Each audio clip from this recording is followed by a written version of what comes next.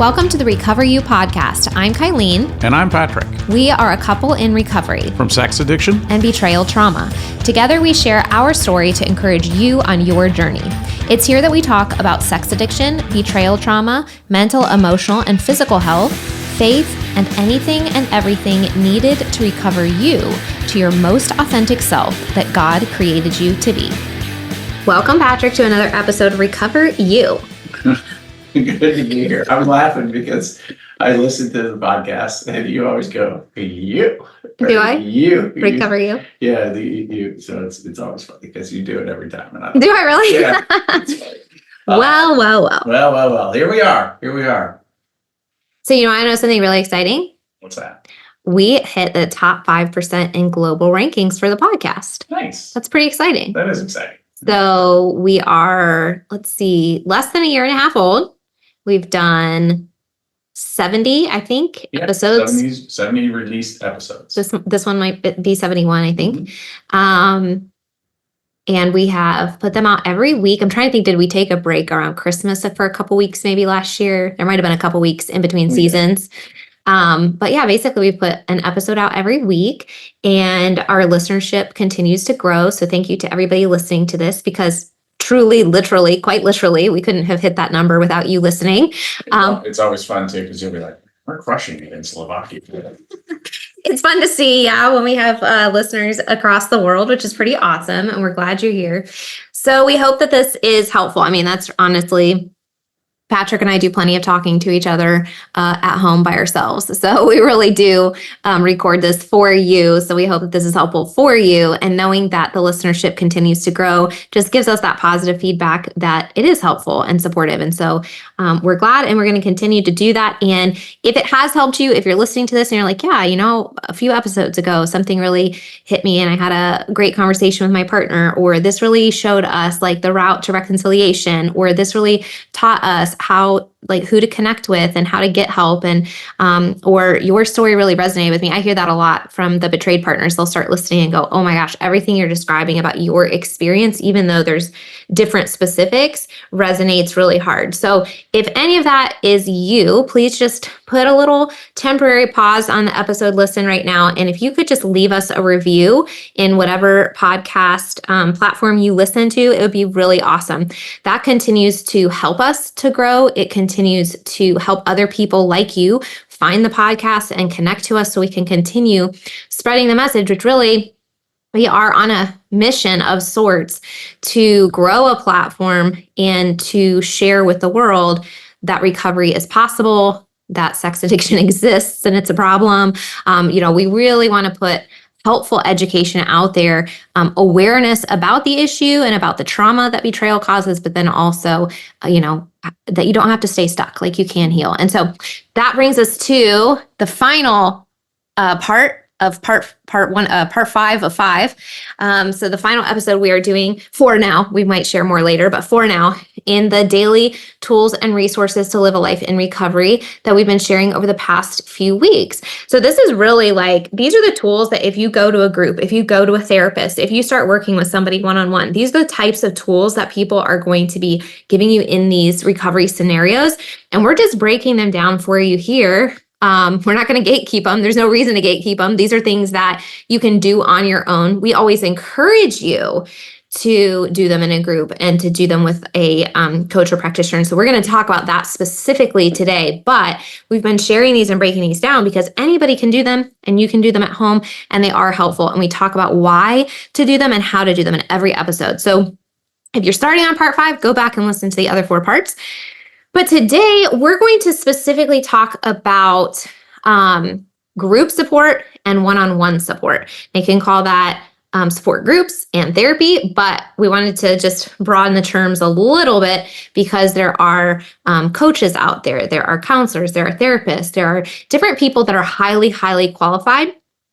And I'm somebody that doesn't put all my stock into certifications and licenses and things like that, because I've heard too many horror stories about somebody that had every single perfect qualification and license, and they were not qualified to be helping the addict, or they were not qualified to be helping the betrayed partner, and unfortunately ended up causing more trauma or more issues. So while we think there are some certifications and licenses out there that we tend to point people towards, we always want you to use your intuition and your gut instinct, connect with these people. If you don't vibe with them, that sort of thing, you don't have to work with them. And if there is a coach, or a practitioner or somebody else who does all of this type of work and maybe doesn't have a specific certification, you don't have to shy away from that. There's really nothing wrong with that. I don't have specific therapeutic licenses, but I work in a coaching aspect.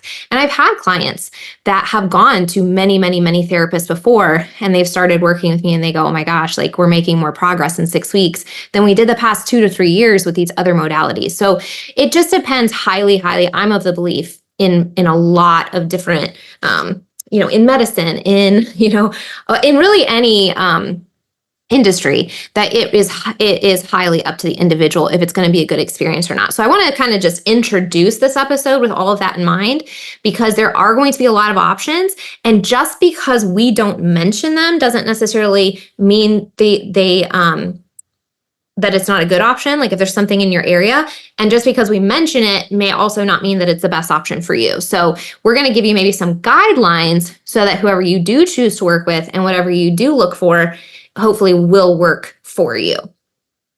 Yeah. I think, there's a lot of groups out there. I think when we discuss groups and practitioners, what I'm going to bring up is some things to look for that would either make a group good or bad. And it's important to keep that in mind as you move through, because what you want to do is you want to get into a situation where your healing is optimized, and because we all deserve that. We all deserve to live in a healed state, and the selections you make, not every group is equal, not every practitioner is equal, but I think the equal thing that is out there is the outcome. We all want an outcome where we're living into a more and more healed version of ourselves, because that's what we truly deserve. So we'll start with the idea of groups, and or community of some sort, and then we'll move into more one-on-one. But let's begin the whole thing by just answering the question. We've shared journaling, we've shared bloggers, we've shared these different things that an individual can do by themselves on their own. Why are we going to talk about people being involved? Why is that important to this recovery process? So I think why it's really, really important to this process, actually for both sides, the betrayed and the betrayer, is there are invariably one of the things that makes it easier is the partnering of, let's say, somebody who's charted the course before you, or somebody who is a quote unquote expert, maybe because they're 6 months in front of you or something like that. Somebody who can actually help give you perspective, because we've talked about this before, is when you're in the first 30 days, or you're in the first 60 or 90 days, or the first year, there's a lot of traumatic things that are happening. And it's really nice to be in a group setting where people can come alongside of you when you're in the darkest of the darkest, or the depths of pain and sorrow. And these people have navigated through that before and can reassure you and say, hey, listen, yes, this is where it's going to be for right now, but let me tell you, I went through that as well. I'm going to get here, or this is how you get here, because I got there, and you just got to keep going. And I want to encourage you, and I'll be here for you. And you want to have coffee, we'll have coffee, and things like that. But the other thing that a group can do for you too is not everybody's experience is the same. So, I mean, it sounds like a really silly analogy, but if you're replacing an AC filter, sometimes, and you're running into problems, sometimes it's nice to talk to somebody who's replaced AC filters before, right? And that's on the lowest of a skill level, but this is no different. It's nice to be able to come alongside somebody that says, hey, I got you. I know that you're feeling really out of sorts right now, and you don't think it's going to matter, and all this hard work that you're going to put into it. let me tell you my story, or Bob over here, he's going to tell you his story. So everybody in that group is going to connect. So there's aspects to groups. There's the support side, right? Of people just coming alongside you saying, I've been here before. And then there are groups like the Conquer group that actually gets structure, and there's objectives to each episode that you move through, and targeted and defined healing steps that we've talked about before. Like that's what introduces things like the faster scale and journaling and things like that. That's part of one of the tenets of the Conquer group. But not every group is that way. I know I've heard groups like SA. They use a 12-step model, and you're working with a mentor. And once again, all those groups are going to be great for you as you move through that from the addict perspective, because you're going to be sitting with somebody who has charted that course before you, who knows the ups and downs, who knows what a full therapeutic disclosure can feel like, who knows what a polygraph can feel like, who knows what the late night questions can be, and the best way to navigate through those things. Yeah, I think we've used the term many times before that says the opposite of addiction is community. And you had mentioned too, when you started sharing why this is important, that it's important for both the addict and the betrayed partner.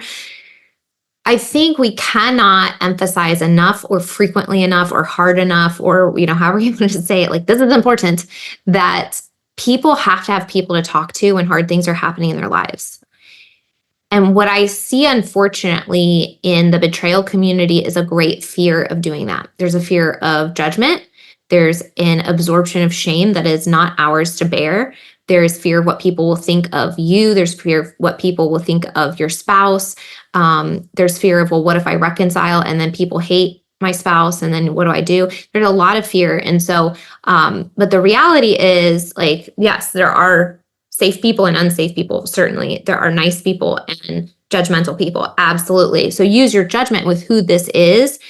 But I really sometimes strongly encourage people, you've got to talk to somebody. You have to have somebody. And like, if it's a client, for example, I'll be like, I'm going to do my best, right? Like, I will be here for you. I will support you, but I'm not your friend. I'm not your family. I mean, I want to be everybody. I want to be their friend, but you know what I mean? Like, I'm not that person that you can like text like on a Tuesday, and it's a little bit of a different relationship.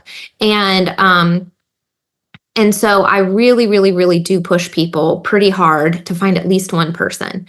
But we're talking about groups and communities. And so let's just say, for argument's sake, there is not a single friend or family member that you feel safe with. And you, for whatever reason, that's true. And let's just assume that it's valid in this scenario. There are groups for you as well. And so there's COSA, there's S-Anon, there's all these different groups that are kind of like SA that would be pretty big and local. Now, is that like gold standard, like absolutely amazing? Maybe not, but it exists and it's free, right? So there's always something, and there's different layers. There's groups that you can pay for, like Betrayal and Beyond. You can start a group like that. You can do a group like that online. There's a lot of different options. So my encouragement is certainly going to be to find someone that understands. And you kind of answered this question as well. I was going to ask, is it important that the group is specific? I believe absolutely it is. Because sometimes you'll hear people, and this is okay, like we all have to, what we're going to do is we're going to share sort of like the gold standard. Like if everybody could hit this would be optimal for healing, right? Not everybody has access to every single thing, and we know that, and not every city has every single thing either. So thankfully there's more and more options online, but some people will connect to groups that are not specific. And so that's okay. It's just not the best. So for example, a common one that people might find, because it is big and this is awesome that it exists, is Celebrate Recovery. I believe in Celebrate Recovery, while it's an amazing resource for a lot of people, their section on addiction is just that. It's addiction in general. And so it lumps everything together. And while sex addiction and pornography addiction do have similar patterns, and we've talked about that, like all addiction follows similar patterns, and the recovery process is going to be similar in some big bullet point ways. it's unique enough in the process of reconciliation, if there's a partner involved, that you really should be going to a group that's specific to sex and porn addiction, because they're going to teach you different things. They're going to talk about the relational aspect in a different way. They're going to talk about things like disclosure and communicating to your partner and empathy and stuff like that, not just getting into like sobriety or recovery, right? So there's a little bit of a difference, like depending on the type of group. And we would highly, highly, highly recommend one that's very specific to betrayal as a trauma or sex and porn addiction specifically. Right. And so when you're talking about like, why is community or why is group stuff helpful on both sides, I think it provides accountability, like for the addict, right? So it provides resources and accountability, and it also provides probably maybe for the first time, and you've mentioned this like with Conquer, like the safest space to be vulnerable that a lot of people have ever experienced. Yeah. Well, and your secrets make you sick, right? And that's a big part of sex addiction. So you're able to go into a group maybe while your wife is still finding things out, and you're finding a way to tell them, and you're able to be open and honest with that group. So immediately you start to heal in that, and that's what the group setting can do for the addict. Same thing with the betrayed. Your secrets can make you sick, right? And so you don't want to tell anybody, you don't want to tell your family, you don't want to tell your pastor, but you can go to some group across town for women who have been betrayed, or do an online group with Pure Desire, Betrayal and Beyond, and you can tell your story. And I do really believe that takes some of the edge off of it. Right. And I do believe that the more you connect with those people, eventually, in almost every scenario, you are going to end up telling someone like in your personal life, because a lot of what hinders that is the shame and the embarrassment. And that goes away over time. Like as the addict gets into real recovery, the story becomes very different. And as you get into recovery and you realize, hey, this isn't shame for me. Like I didn't do anything wrong. This is something bad that happened to me. And what I want to say to every betrayed partner out there right now is that you deserve as much support and healing and community as they get, as the addict gets, as they go through recovery. Because I know a lot of you listening have supported your husband in getting into a group, have supported them in getting into therapy, and have really sort of neglected your own healing. I see that a lot. And sometimes when I'm talking to women and I say something like, you deserve as much attention and love and support, you'll see the emotions sort of rise up in their face, because maybe that's not something they're used to doing, right? But also it is scary, right? Like I said, I remember sitting in a very specific sex addiction group, and so it was that type of group. And I remember, so everybody had an experience very similar to mine. They turn to look at me, and it's my turn to share a little bit about my story and why I'm sitting there. And it was just incredibly uncomfortable. But what I'm talking about is the more you do that, right? The more you do that, the safer it becomes and the shame goes away. And like you had mentioned, what we want to do as betrayed partners is be very careful that as our spouses get into recovery, we don't begin absorbing patterns or mimicking patterns that they would have had in their addiction. So we know that secrecy breeds shame, and shame breeds secrecy, and all that kind of stuff. We don't want to do that. We want to live a life in the light. Doesn't mean you have to publicize to the world, but you don't want to be living in shame. So if you, as a betrayed partner, find yourself 6 months, a year, 2 years into this, living in a state of shame, I'm going to my best friend's house, I can't talk about this topic because they don't know what's going on. It breeds a lack of authenticity in your life, right? Like, well, we can't have this conversation. What if so-and-so finds out? What if they ask us this question, right? And so that's a really hard life to live. And everybody's going to have a different line with that and a different boundary with that. For me, I am, and again, this is not for everyone. I'm not saying this is quote unquote the right thing to do. But for me, I'm so glad that we went like public with it, because people know. Everybody in my life knows. I don't have to worry about somebody knowing or not knowing. I don't have to worry about it, coming up in conversation, because it's like, yep, I have a podcast about it. You know what I mean? So it just, for me personally, and also a big reason we did that is because I do coaching and we want to just spread the awareness and that sort of thing. So again, not right for everybody, but for me, that was very helpful. So for you, do it on the level that works for you. But it's going to be so freeing to have 1, 2, 3 people, a group of people, whoever it is, your best friend, your mom, or whoever is close to you, knowing what's going on in your life. Because when you're having a bad day, you have to have somebody that's able to go, this is not about you. This is not about you, and I love you, and what do you need from me, and how can I support you, and how can I see you right now? Do you want to come over? Do you want, Yeah. And so if you're trying to do this alone, I just can't imagine how exhausting that's going to be. Yeah. Because this is like, it's just too hard in my mind. It's Yeah, too hard. and for the addicted, I think, and who are in relationships, keep an eye on it while you're looking at your own healing. See how you can support your spouse by maybe finding some resources for her or for your partner to say, hey, I noticed that there's this group over here. That might be a good thing to go to. Like encourage that, because she's going to need it. She or he is going to need it as you continue to navigate through this. Yeah, a healthy group for a betrayed partner is going to feel safe. Mm-hmm. And it's going to feel safe whether you are looking to separate or reconcile. I think that's an important point to make, because when we're talking about licenses and counselors and coaches and all these people that are out there are people out there offering this support and offering these resources that haven't actually done the healing work themselves on a deep level. And so you'll see betrayal coaches that like hate men, or you'll see CSATs that really maybe haven't fully recovered themselves and don't know how to run a disclosure in a non-traumatic way, right? And so you do still have to be careful about that. And so when you want to check in with your nervous system, that you feel safe, that you feel supported, that this makes sense to you, that you're able to ask questions, that they are supportive of your ultimate healing, regardless of where you're leaning. If you're saying, hey, I want to try to reconcile it, you don't want to be working with someone that's going to talk you out of that, unless they're pointing out that it's an abusive situation, just as an example. But if your husband's doing all the work and the addict is getting recovery and all this kind of stuff, and someone's like, you go to a quote unquote professional and they're like, well, cheaters always cheat. Mm-hmm. Find someone else. That's right. Yeah. I would say, the one thing to look out for on the addicted side, if you're going to a group, is you want that group leader to be a real pillar, mm-hmm. a real example. And I don't mean that everything is perfect with that leader, but what I do mean is the leader is in sobriety. And I think that's really, really important, is the leader's in sobriety.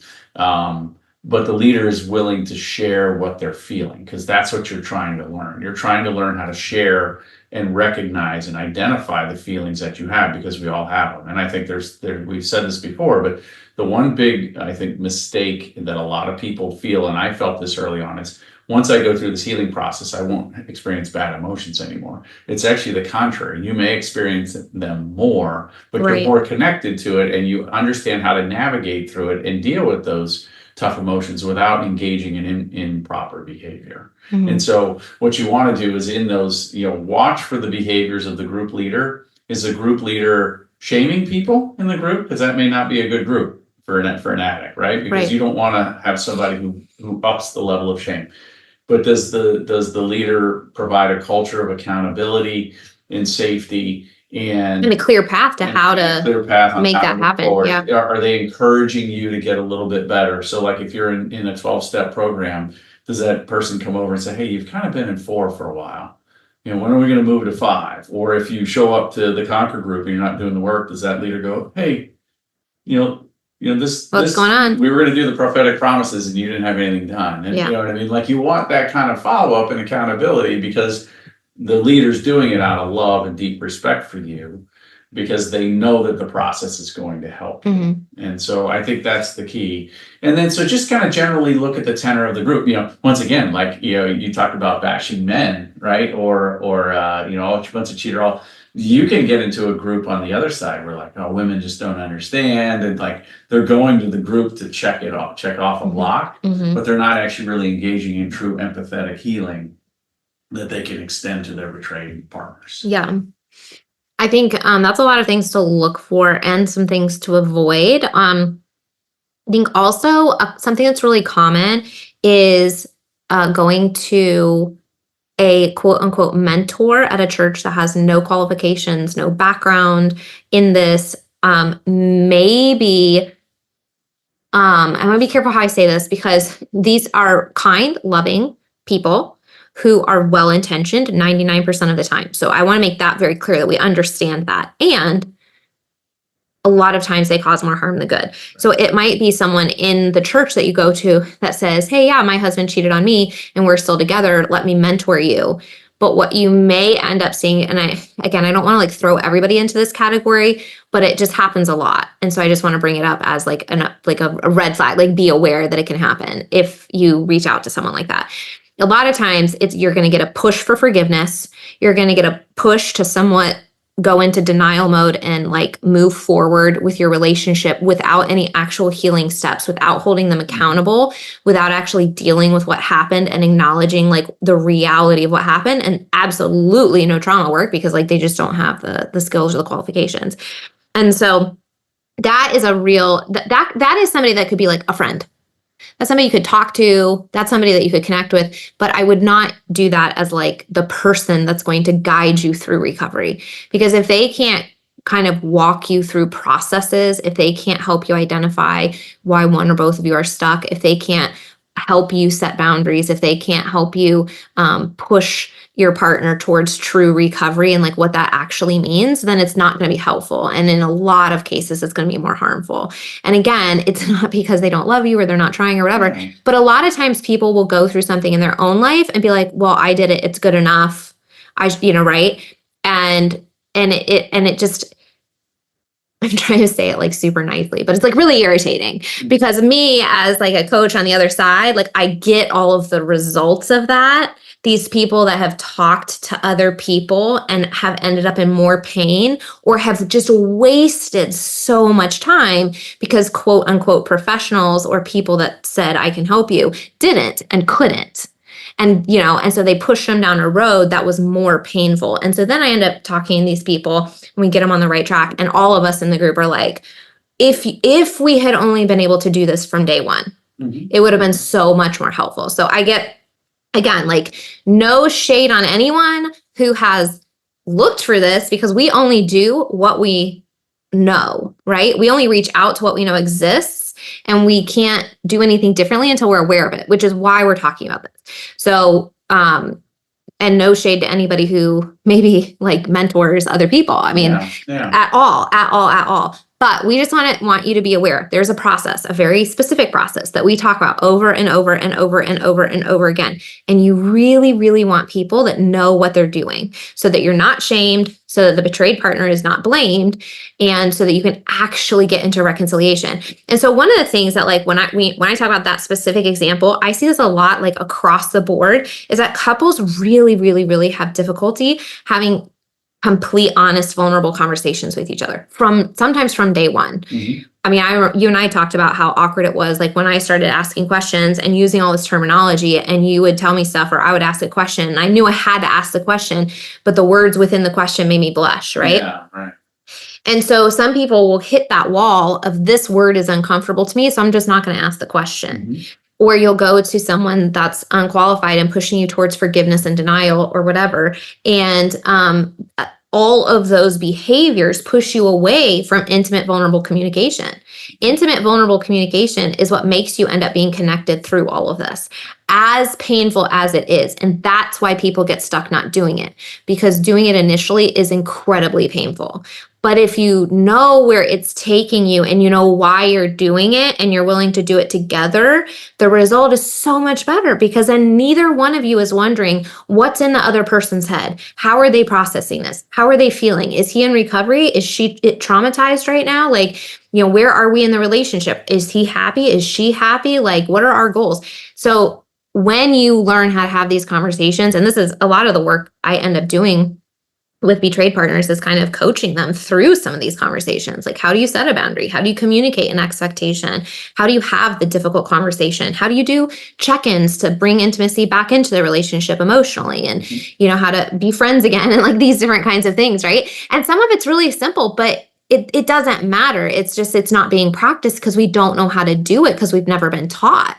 And so that's why I don't like some of those other outlets, right? Because it ends up doing the opposite. It ends up saying, nope, you just need to shove it under the rug, and then we're not going to have intimate, vulnerable conversation. And then ultimately what that leads to is, you're living as roommates, or the betrayed partner has stuffed down this pain, and 10 years later, you're just like, I can't handle it anymore. Something else comes out, and then, the bucket is full. Well, and as we said earlier, you're only as healthy as you're only as.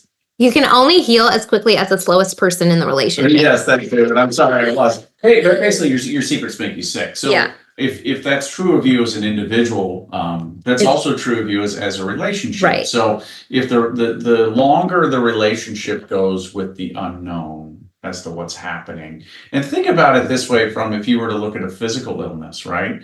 And one of the people had a child had some really bad disease, and you were just like, nah, we're not going to talk about it. We're just not going to talk about it. We're not going to get the blood tests. We're not going to the sickness is still there. It doesn't mean that it's gone, and this is no different. And so the process of vulnerability and honesty is really, really important to get through that. And it's hard, and it's scary, and there are details that come out for both sides where you've forgotten some things that you've done, and that comes up. You're like, oh my gosh, I can't believe that we're talking about that again. But it's important to get it out. And in my experience, and from what I've seen, and it's not, I haven't worked with thousands of couples or anything like that, but we're getting up there. Yeah, not quite there, but more often than not, if the betrayed spouse can handle the detail, if it comes out honestly and openly, and the betrayer demonstrates the willingness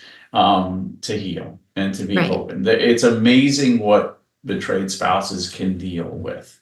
And so you owe it to that person to be able to say, hey, this is what's happened. And then you can all make a decision at that point. Okay, so I think that is a good summary of why group is important, because we were just talking about individual or the couple communication, but you practice that. You learn how to start talking about the hard things in the support groups. That's one of the biggest things that they kind of teach you is like, hey, it's actually safe to say these things out loud. It's really okay. You're accepted. You're loved. We're in this with you. We're experiencing similar things. Nobody's going to judge you for what's going on in your life right now.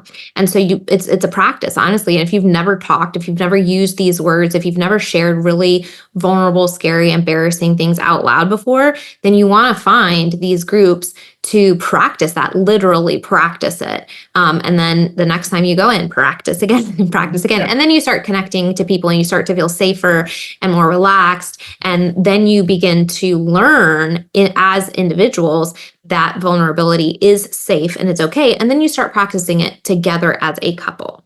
We are in one of the groups, we were going into lesson 5 in Conquer, and lesson 5 in Conquer is when you read your disclosure, the things that you've done, how much money you spent or frequency or things like that.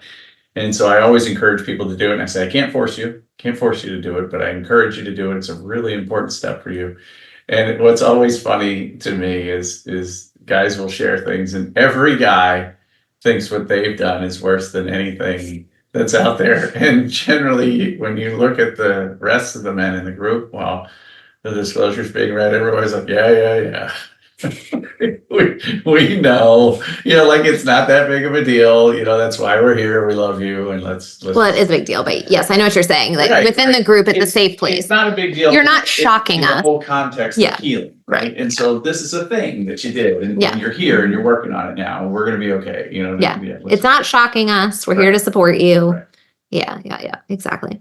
Okay, so let's talk about working with someone one-on-one. So I'm going to kind of walk through some things to look for in a practitioner. Again, I'm going to say practitioner because there are amazing, absolutely amazing CSAT and APSAT therapists, absolutely. And then there are really horrible ones. And there are amazing coaches out there that do just as well as any therapist. And there are horrible ones. So we just want to make sure that whoever you work with is safe and supportive and knows what they're doing. So for an addict, you're going to want to look for someone that offers disclosure support. So there are outside of the CSAT community, that's not really a thing that I'm aware of. So like if you find somebody that hasn't gone through that specific training, they'll be like, disclosure, I can help you through that. But if they haven't been trained in it, the disclosure can be a disaster.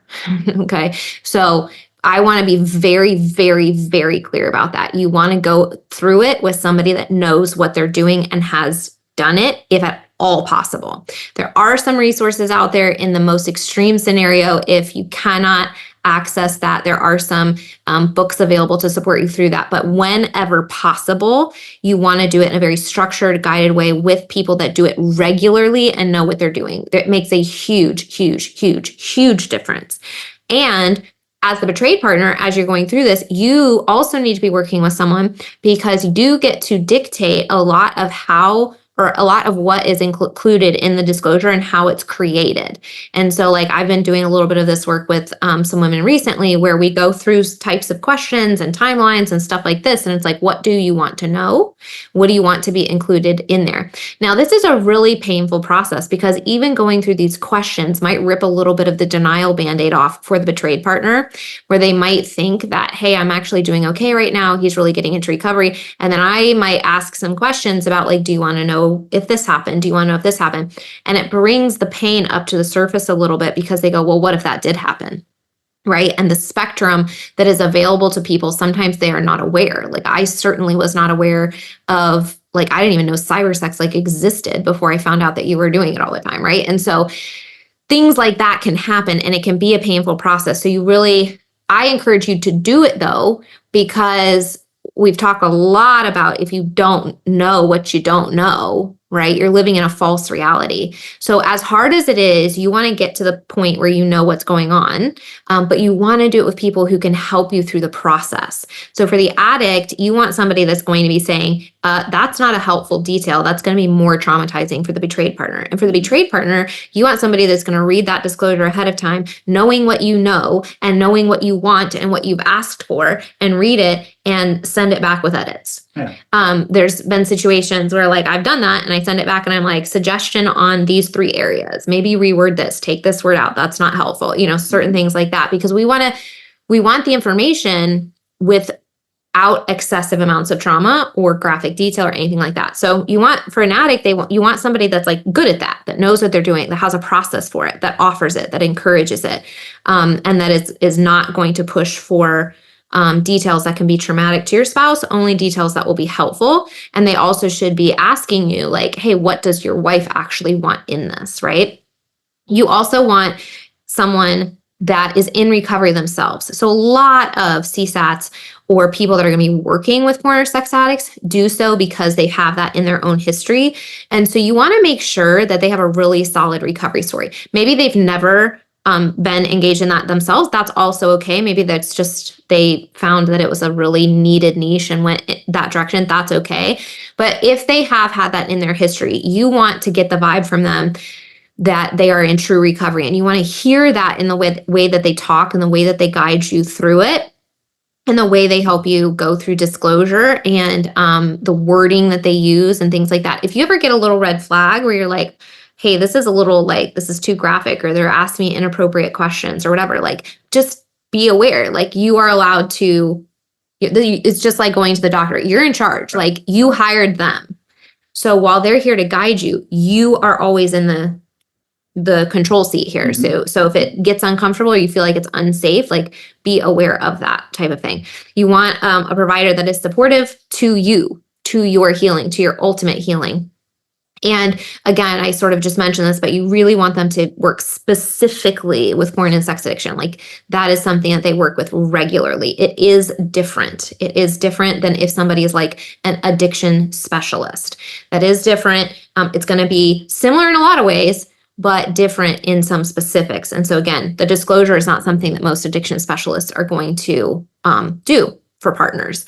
And then you also, and I find this to be very important, you want them to have some sort of modality outside of talking, to start connecting the dots, to understand the belief patterns. How did you get into this? Why did you get into this? What's the belief you had about yourself? Okay, now that we've dealt with all of that or figured out all of that, How do we actually process this? So you take on a new identity and a new belief and new thought patterns.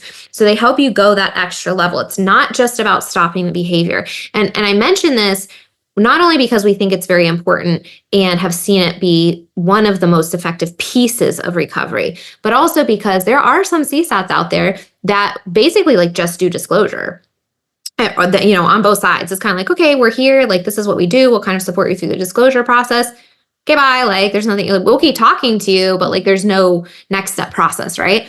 A good CSAT or a good therapist or a good coach or whoever's helping you through this is going to walk you through that, but then they're also going to help you continue the healing journey. They're going to be like, we know that like this was just the tip of the iceberg. Now let's help you talk about your feelings. We've dug up a lot through the disclosure process in terms of like learning about your history and what you think and feel and believe. Now let's deal with it. I can't just like leave you hanging on that. You know what I mean? Like we don't ever want you to go back there. So what do we do about it, right? So looking for a practitioner in the therapeutic world, we've mentioned this before, in the therapeutic world, it's often going to look like EMDR or brain spotting. Those are two very common modalities in that area. But again, everybody's going to be a little bit different. So they might call it different things. In the coaching world, it might be something different. There's a lot of different ways to do that. So you just want to ask the question, like, how do you help someone process the trauma aspect? How do you help somebody deal with the beliefs that they have about themselves? And if it's some talk modality, then maybe ask, for a reference, or maybe you can work with a team instead of just one person, or, whatever makes sense there. Any other thoughts on the one-on-one practitioner for the addict? Yeah, I think the things you brought up, being able to, the reason you're an addict is because of the trauma you have suffered in your life and the hurts and the pains and things like that. And if they're not going to work with you once again and moderately push you in a kind way to resolving some of those things, like I remember it was the egg, the trauma egg. Yeah, I mean, those are really nice, because then it starts a process like that allows you to categorize the levels of trauma in your life, and then you can start to work those off. And sometimes they're linked, and sometimes you resolve a big one, it kind of takes care of the smaller ones, and things like that. But you want, you don't, yes, it's important to stop the behavior and get the truth out there, and that's great. But if you don't work to resolve the hurts that are in your life, you may find yourself back there again. That's how patterns of getting into certain types of relationships happen. It's not because you're a bad person or there's something wrong with you. It's because there's stuff that hasn't been addressed. And when we have wounds that are festering in our lives, they often manifest in the same type of patterns. Right. Yeah. So, what are the types of things that you get angry at? What are the types of views you hold? Do you find that every interaction in your life that goes negative is always your fault, or you're angry at a particular category of people, or an age group or something like that? I mean, sometimes that indicates, actually a friend of mine said, anytime you speak in absolutes, that indicates a wound. I will always, this person always, those are like really clear examples. So the point is you need help working through. Everybody does that to some extent. That's right. The idea with this is it offers a tremendous opportunity to heal. Right. So, and once again, there's all kinds of different modalities to help you process some of those deep pains that are a part of your life, neglect wounds or traumatic wounds or whatever those may be. And it's important that just remembering the reason it was never about sex, it was about, medicating the pain that was in your life. And if you just remove the medication, right, from this thing, then you're going to white knuckle it, and it may show up in a bad way somewhere else. So you want to address that pain. And that's what's important with a CSAT or an APSAT or whatever, a practitioner or a coach or whatever it may be that can help you move through that session. Same thing for the betrayed partner. So I would say you're going to find more practitioners that have like the license on the addict side, because the CSATs are typically the ones that are going to be, or APSATs are typically, I think, the ones that are going to be like doing disclosure type work. And APSATs work with the betrayed partner. But a lot of what you're going to find in the betrayed community is other types of practitioners or coaches who have seen a need and have stepped up. And again, it's great.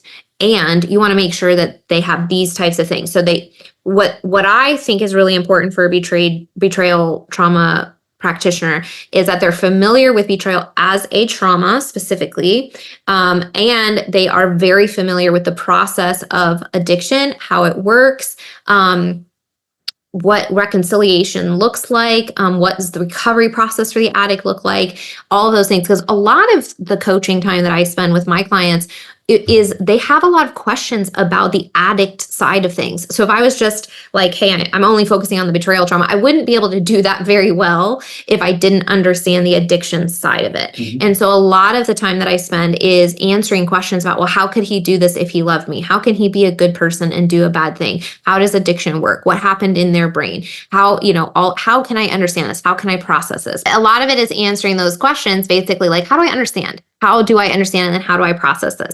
And so again, I think it is being familiar on both sides. Like, do they understand trauma? Like I do a lot of explaining about like how your nervous system works and why you feel the way you feel. Why is this so significant that it's bringing the anxiety or the depression or the panic attacks or, whatever it is.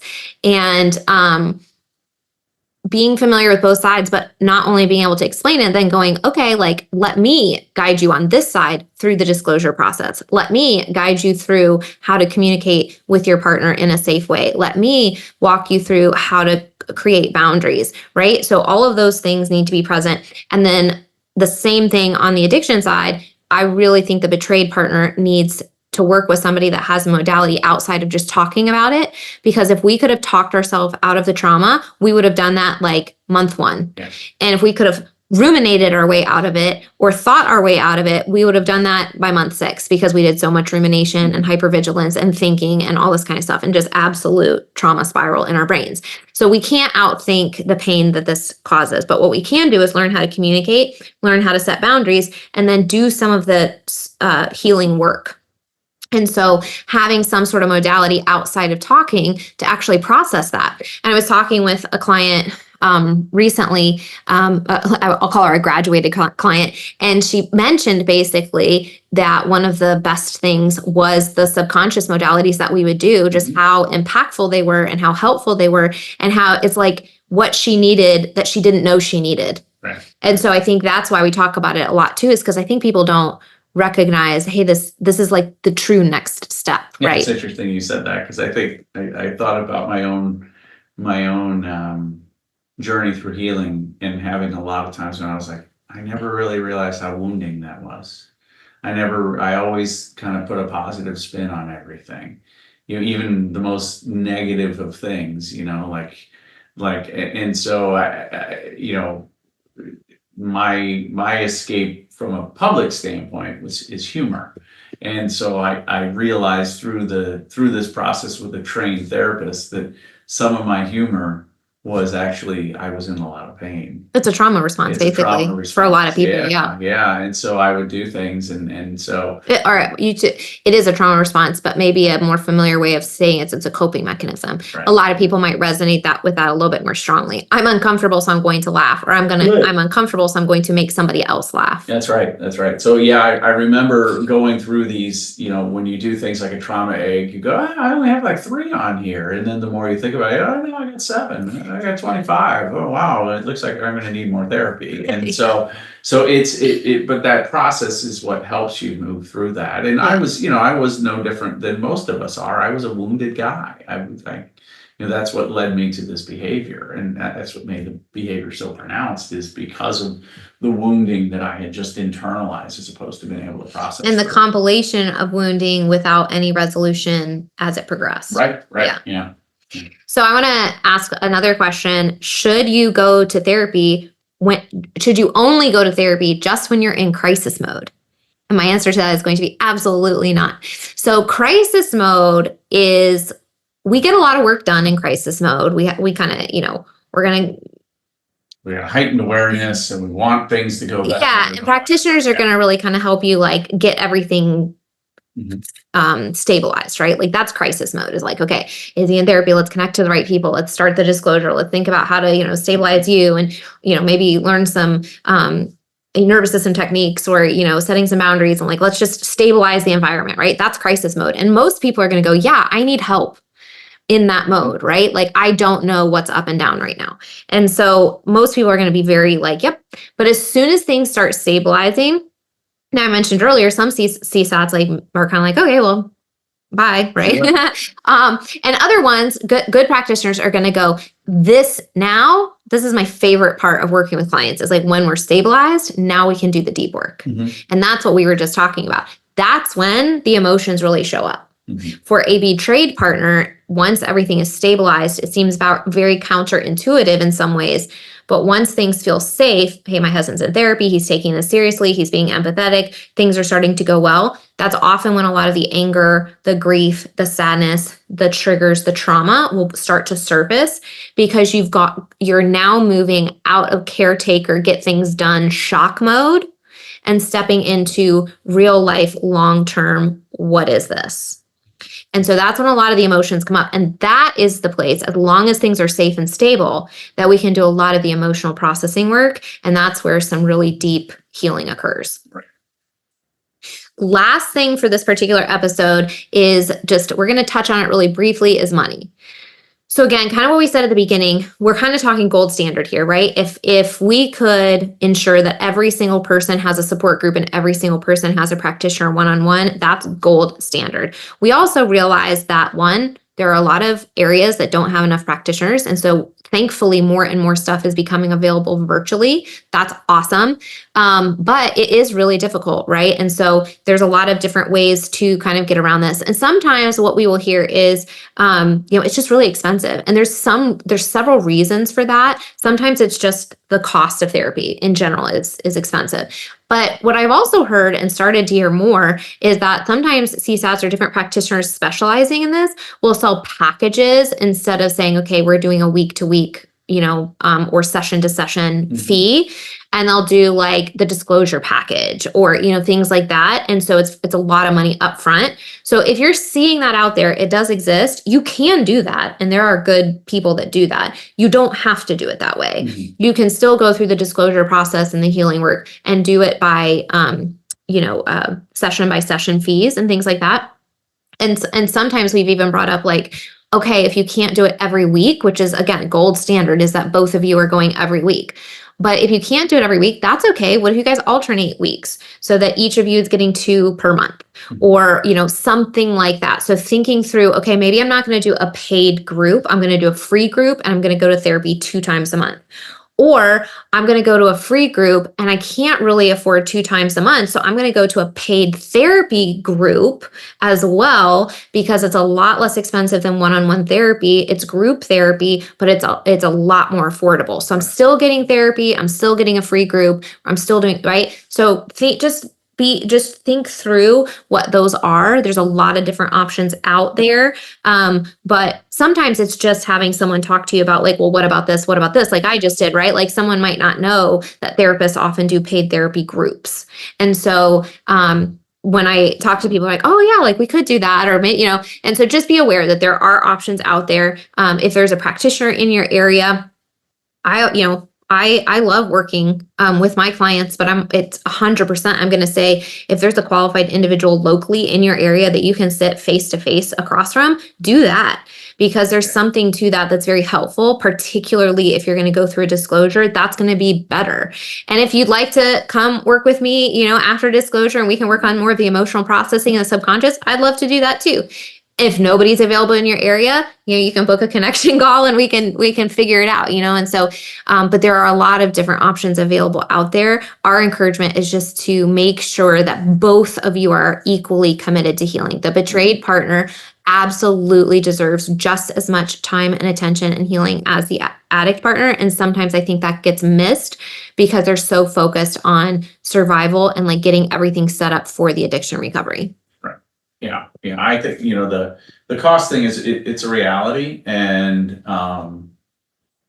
sometimes what I'll hear from folks who are kind of struggling through their own recovery is, yeah, I can't afford to go to a therapist, but then they don't they're not really disciplined on coming to group either. And it's like, okay, if you can't do a therapist right now because of cost, well, then really try to buckle down and be consistent with group. Mhm. And so there are paths to healing, but you got to commit to them.